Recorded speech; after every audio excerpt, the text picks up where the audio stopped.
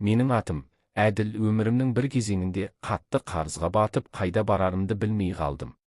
Өзім шағын кәсіппен айналысатынмын, бірақ бір сәтсіз келісімнен кейін бар ақшам кетіп, үстіне банктерге, таныстарға берешек болып шықтым. Қарызым күннен күнге өсіп, үстіне өсім қосылып жатты. Үйімде кішкентай балаларым, жұмыссыз қалған әйелім бар, ал менде шығар жол жоқ. Сол кезде бір танысым: егер сен шынымен қиналып тұрсаң, қаладағы ең бай адамның бірі Нұрмұханға бар. Ол талай адамға көмектескен.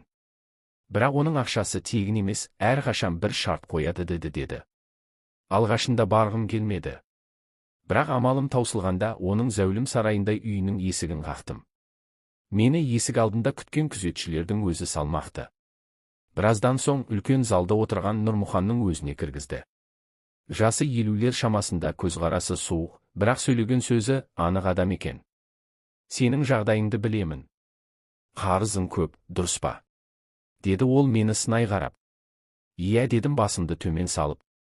Саған қазір-ақ ақша бере аламын. Бірақ бір шартым бар. Жүрегім зу ете қалды.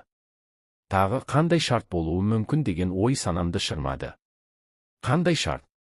Дедім күмілжіп. Нұрмұхан орындықтан баяу тұрып, терезеге жақындады да маған арқасын беріп тұрып айтты: мен адамдарды жақсы танимын. Әрқайсысын сынап көремін. Сенен мен адалдықты ғана талап етемін. Егер мен берген ақшаны уақытында қайтара алмасаң, онда сенің маған берерің өзіңнің бір жылың. Қалайша? Деп таңғалдым. Яғни, қарызды қайтара алмасаң, менің қасымда бір жыл жұмыс істейсің. Не істеймін десем, соны орындайсың. Қашпайсың, қарсы келмейсің. Бір жыл бойы өз еркіңді ұмытып, менің көлеңкем боласың. Осы сәтте жүрегім су ете қалды. Бірақ басқа амал жоқ еді. Әйелім мен балаларымды ойлап шартқа келістім. Құжатқа қол қойдым. Көп ұзамай Нұрмұхан маған қомақты ақша берді. Қарызымды жауып, аздап ісімді қайта бастадым. Алғашында бәрі жақсы жүргендей болды. Бірақ күтпеген жерден нарық тағы құлдырап, табысым тоқтап қалды. Уақыт өтіп жатты.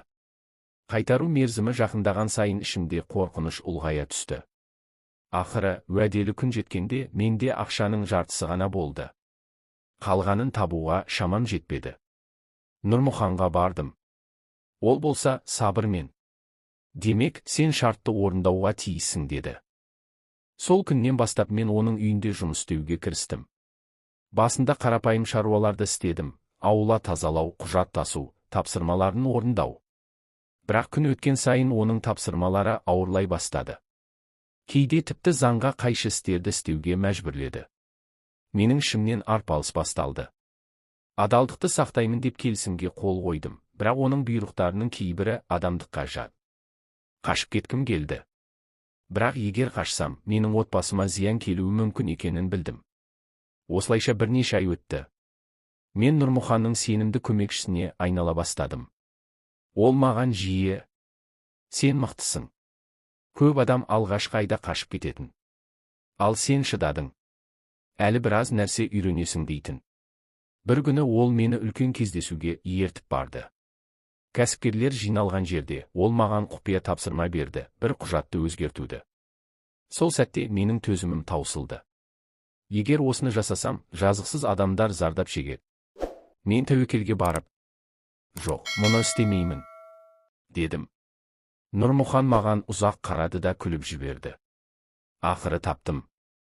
Мен сені әдейі сынап келдім. Ақша берген сәттен бастап сенің шынайы бет бейнеңді білгім келді.